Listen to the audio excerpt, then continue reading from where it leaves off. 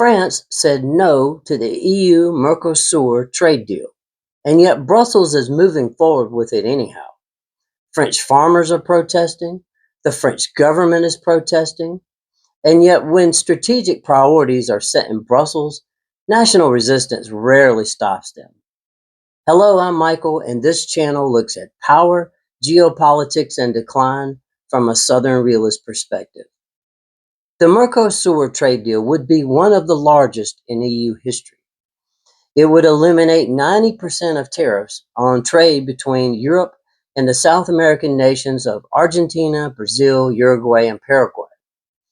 It would create a 700 million person market for consumer goods.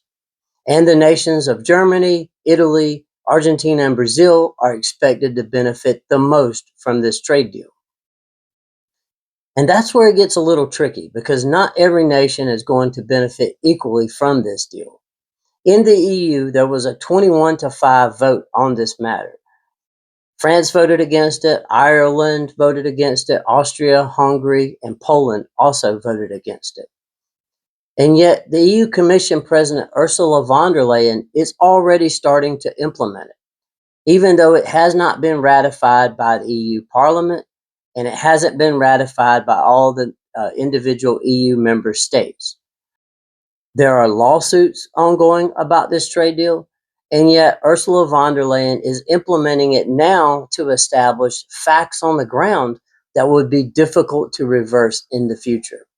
Now, France objects to this trade deal on three major grounds. One is the negative impact that it would have on European farmers, French agriculture in particular. Another is the negative environmental impact it would likely have in South America, especially in the rainforest. And then three is the strategic reasons, the sovereignty issues connected to this issue. So French opposition to this is not ideological. It expands the entire political spectrum in France. Macron, the president, opposes it. On the left, they oppose it for environmental reasons. And on the right, they oppose it to protect farmers and national sovereignty. So this is universally disliked, essentially, in France.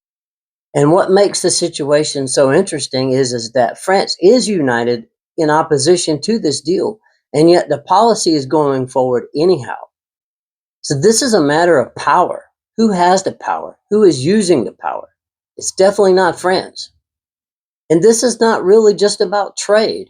It's very similar, in fact, to the recent dispute between Hungary and the EU over funding for the Ukraine war. We see a similar dynamic taking place again and again.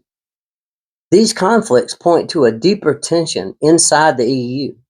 You have national democratic oppositions to EU policies versus the policy momentum set in Brussels. And when these two come in conflict, who do you think wins? In almost every case, the policy momentum wins. The national democratic opposition loses and the policy is enforced. It's a different crisis, a different country, but it's the same pattern. When strategic priorities are set at the European level, national resistance often becomes symbolic rather than decisive.